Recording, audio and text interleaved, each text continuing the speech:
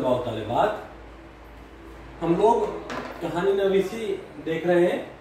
ہم نے 3 نکات پر گفتگو کر لی. اگلا چوتھا نکتہ ہے جس کو ہم کو گفتگو کرنا ہے، جس کا ہم کو مطالعہ کرنا ہے، اور جس کے ذریعے سے ہم کو کہانی نویسی کے گر کو، کہانی نویسی کے فن کو سیکھنا ہے. وہ عنوان ہے تحریر کے عناصر. دیکھیے، اصناف نثر ہو یا اصناف شعری، اور اصناف نثر میں داستان نویسی ہو، ناول نویسی ہو، افسانہ نویسی ہو، یا افسانوی نثر کے صنف ہو یا غیر افسانوی نثر کے صنف ہو، ان سارے اصناف کو برتنے کا، ان سارے اصناف میں تفریق کا سب سے بنیادی طریقہ اس کا فن ہے. داستان کا فن یہ متعارف کرواتا ہے کہ یہ داستان ہے. افسانے کا فن یہ متعارف کرواتا ہے کہ یہ افسانہ ہے. ناول کا فن یہ متعارف کرواتا ہے کہ یہ ناول ہے، کہ اس کی فنی خصوصیات ہے کہ کیا لکھا جائے گا، کتنا لکھا جائے گا، اور کیسے لکھا جائے گا. جیسے داستان، ناول، افسانہ، بنیادی چیز کہانی ہے، لیکن ان کے فن میں فرق ہے، اس کے اجزاء میں فرق ہے، اس کے تحریری ڈھنگ میں فرق ہے. کیا لکھنا ہے، کہانی لکھنا ہے، ایک کامن چیز ہے. کیسی لکھنا ہے، اس میں فرق ہے. کتنی لکھنا ہے، اس میں فرق ہے. اس لیے کسی بھی فن پارے کے فن سے واقف ہونا ایک قاری کو، ایک سامع کو بے انتہا ضروری ہے. جب تک اس کے فنی لوازم سے ہم واقف نہ ہوں گے، اس کے تحریری عناصر سے ہم واقف نہ ہوں گے، اس کی اجزاء سے ہم واقف نہ ہوں گے کہ ایک افسانے کو کہ کون سے تحریری عناصر ہیں جس کی وجہ سے افسانہ افسانہ کہلاتا ہے، یا ایک کہانی کے کون سے تحریری عناصر ہیں جس کی وجہ سے کہانی کو کہانی کہیں گے، یا شعری اصناف میں آئیے کہ اس کیا کہیں قصیدے کے کون سے شعری عناصر ہیں جس کی وجہ سے قصیدہ قصیدہ کہلاتا ہے، غزل غزل کہلاتی ہے، نظم کہلاتی ہے. تو ہر فن پارے کے اپنے تحریری عناصر ہوتے ہیں، اس کے اجزاء ہوتے ہیں، اس کے عنصر ہوتے ہیں، جس کی بنیاد پر وہ تحریری شکل میں منظر شہود پر آتا ہے، اور وہ اپنی تحریری شکل کو اپنے فنی عناصر، اپنے اجزاء کے ذریعے سے متعارف کرواتا ہے کہ میں داستان ہوں، میں ناول ہوں، میں افسانہ ہوں، میں ڈرامہ ہوں، میں قصیدہ ہوں، میں مرثیہ ہوں، میں مثنوی ہوں، میں غزل ہوں. اس لیے اس کی تحریری عناصر سے واقفیت ایک کہانی نویس کے لیے بھی بے انتہا ضروری ہے، اور ایک سامع کے لیے بھی بے انتہا ضروری ہے. کہ بہت سارے لوگ کہانیاں وقت گزاری کے لیے، لذت کے لیے، اور کیا کہیں اس کو لطف اندوزی کے لیے مطالعہ کر لیتے ہیں، سن لیتے ہیں. تو خیر یہ عام قاری ہیں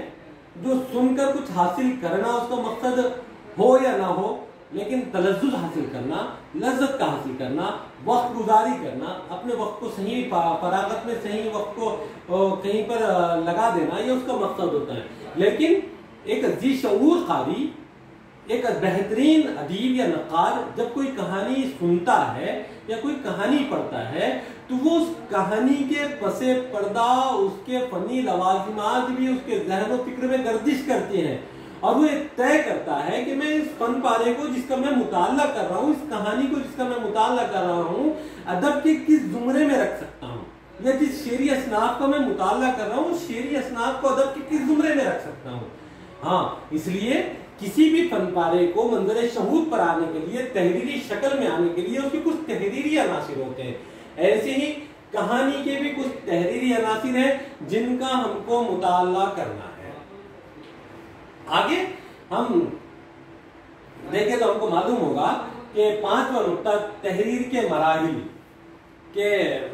کہانی لکھنا ہو، مضمون لکھنا ہو، ड्रामा लिखना हो, मुकालमा लिखना हो, सहाफत करनी हो, या मकतूब लिखना हो, या एक पैराग्राफ लिखना हो, या किसी उन्वान को मौजूद बहस तहरीरी शक्ल में लाना हो, कोई भी चीज हो, कोई वो अरबी फन पारा हो या गैर अरबी फन हो, तहरीर के दौरान कुछ मरहले होते हैं जिससे तहरीर करने वाले को, मुहर्रिर को गुजरना होता है। कि जैसे किसी के ज़हन में कुछ तख्लीकी ख्याल आ जाए कि मैं एक मजमून लिखूं, मैं एक अफसाना लिखूं, मैं एक नावल लिखूं, मैं एक मुकालमा लिखूं, या मैं एक कॉलम लिखूं, तो इन सब लिखने से पहले उसके ज़हन में ख्याल उभरता है कि लिखना क्या है। जब उसके जवाब मिलता है कि मुझे फला फला उन्वान पे कुछ लिखना है, तो फिर उसका बुनियादी सवाल के हल होने के बाद कि मुझे फला उन्वान पे लिखना है, फिर उसके ज़हन में दूसरा सवाल है लिखना कैसे है। इसे दास्तानवी अंदाज में लिखना है, नावल के पैराए में लिखना है, अफसाने के पैराए में लिखना है, कहानी लिखना है, ड्रामा लिखना है, मुकालमा लिखना है, कॉलम लिखना है। लिखना क्या है? जब ये बनता है एक ख्याल, जब इसकी शक्ल तैयार होती है, तो उस शक्ल को पेश करने के लिए एक मुहर्रिर को, एक कहानी नवीस को, एक अफसाना नवीस को, एक ड्रामा नवीस को जिन मराहिल से गुजरना पड़ता है, उन मरहलों में सबसे पहले क़ब्ल तहरीर उसके ज़हन के तहरीर से पहले एक तख्लीक कार को, एक मुहर्रिर को, एक अफसाना निगार को, एक नावल निगार को अपनी तख्लीक के वजूद में आने से पहले कई सवालात से गुजरना पड़ता है। हाँ, तो ये एक तख्लीक का वजूद में आना एक आम बात नहीं होती है, बल्कि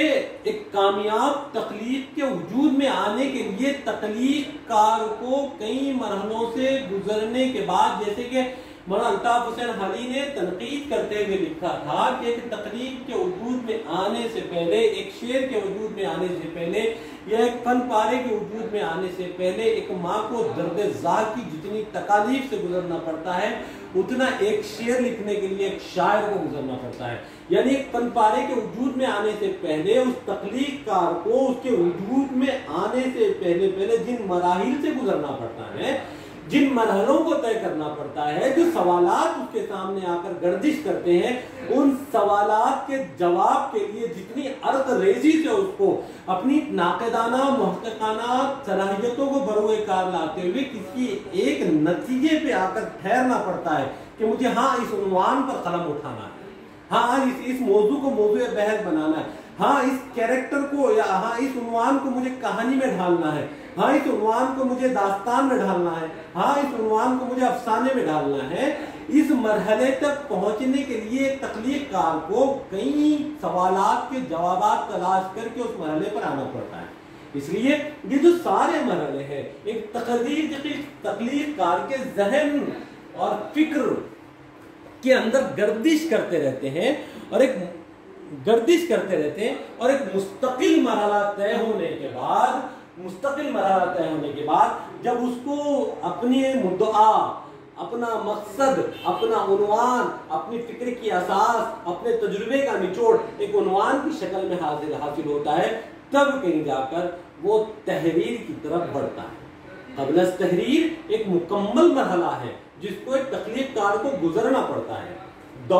अब जब तख्लीक कार एक प्लेटफॉर्म पर आकर, एक नुक्ते पर आकर ठहर जाता है कि मुझे अब इस काम को करना है, तो फिर दौरान तख्लीक, यानी तख्लीक के दौरान के मरहले बहुत हैं कि मैं जिस उन्वान पर आकर ठहरा हूँ, अब मुझे इसको फनी एतबार से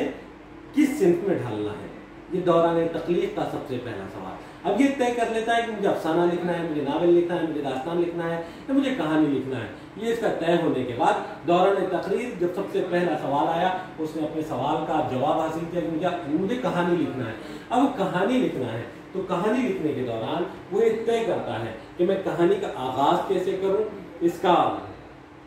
کہانی کے آغاز کو کس طریقے سے میں آہستہ آہستہ سے آگے بڑھاؤں, اور اس کے درمیان میں جہاں پر اس کو اپنے مرکزی خیال کو پوری جولانی کے ساتھ پوری تبازات صلاحیتوں کو بروئے کار لاتے ہوئے اپنی کہانی کو ہائی لائٹ کرنا ہوتا ہے, اجاگر کرنا ہوتا ہے, تو کہانی کا درمیانی حصہ یا تحریر کا درمیانی حصہ ہوتا ہے. ابتدائی تو ہلکی پھلکی گفتگو کرتے ہوئے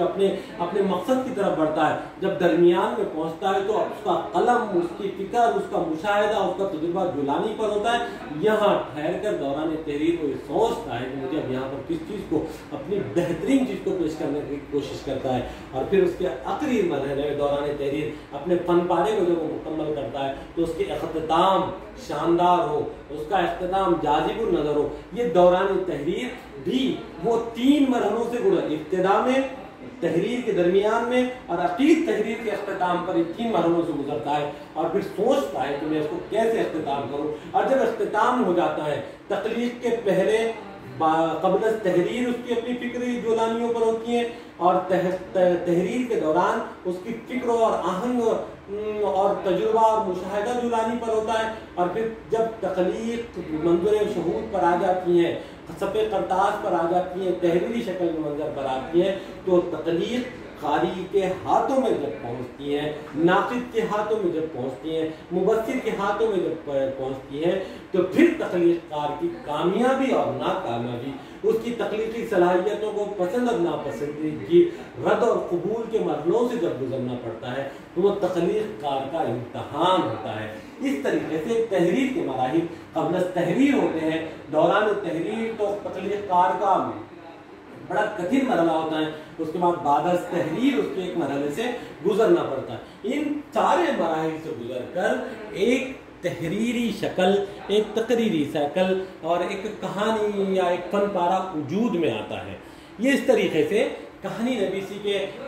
جو عناوین قصہ, کہانی, تعریف, قصہ, کہانی, اجزاء ترکیبی اور تحریر کے مواد حاصل کرنے کے ذرائع, تحریر کے عناصر, الفاظ, جملہ, پیراگراف اور تحریر کے مراحل قبل از تحریر, دوران تحریر اور بعد از تحریر, اس طریقے سے ہم کو یہ ساری چیزوں کو مستقل گفتگو کرنا ہے. اور اس کے بعد جو پریکٹیکلی نالج میں جو ہم کو عملی کام کرنا ہے, اس میں جو مشق آپ کو کرنا ہے, کوئی کہانی نویسی کی مشق کرنا ہے. کسی عنوان پر آپ کو ایک کہانی لکھنا ہے, یا پھر کوئی ایک کہانی آپ کو ایسی سلیکٹ کرنا ہے جس کے اجزاء, کوئی بھی ایک کہانی جو آپ نے پڑھی ہو, جو آپ کو مطالعہ میں رہی ہو, یا جو آپ پڑھ رہے ہو, کیونکہ کہانی ہر کوئی پڑھا ہے, سنا ہے, ان کہانیوں کو تحریر میں لا کر اس کا تجزیاتی مطالعہ پیش کرنا ہے. اس طریقے سے کہانی نویسی کا پرچہ ہمارے شامل نصاب ہے, اور اس کو ہم انشاءاللہ ایک ایک عنوان کے تحت قصہ, کہانی, تعریف اور اجزاء ترکیبی اور ساری جو نکات ابھی ہم نے سرسری گفتگو کی, جس کی ہم نے ابھی تعارفی گفتگو کی ہے, ان سارے نکات کو ہم یہاں پر ایک ایک نقطے کے تحت انشاءاللہ مستقلاً پڑھیں گے, تاکہ کہانی نویسی کا ایک فن مکمل طور پر ہر طالب علم کو سمجھ میں آ جائے, ہر طالب علم کی تخلیقی صلاحیتیں پروان چڑھیں, ہر طالب علم کاغذ قلم پر اپنے خیالات کو, اپنے افکارات کو, اپنی تخلیقی صلاحیتوں کو بروئے کار لاتے ہوئے پیش کرنے والا بن جائیں. اس کی ہم یہاں پر پوری کوشش کریں گے, اور امید ہے کہ ان سارے مراحل پہ جب گفتگو ہوگی اور آپ دل جمعی کے ساتھ اور بہت یکسوئی کے ساتھ تمام پیریڈ کے اندر اس کو پڑھیں گے اور بڑھتیں گے اور سمجھیں گے, تو انشاءاللہ ہر کوئی طالب علم یقیناً ایک اچھا رائٹر, ایک اچھا مکالمہ نویس, ایک اچھا صحافی, ایک اچھا قلم کار اور ضرور بن کر یہاں پر ابھر کر سامنے آئے گا.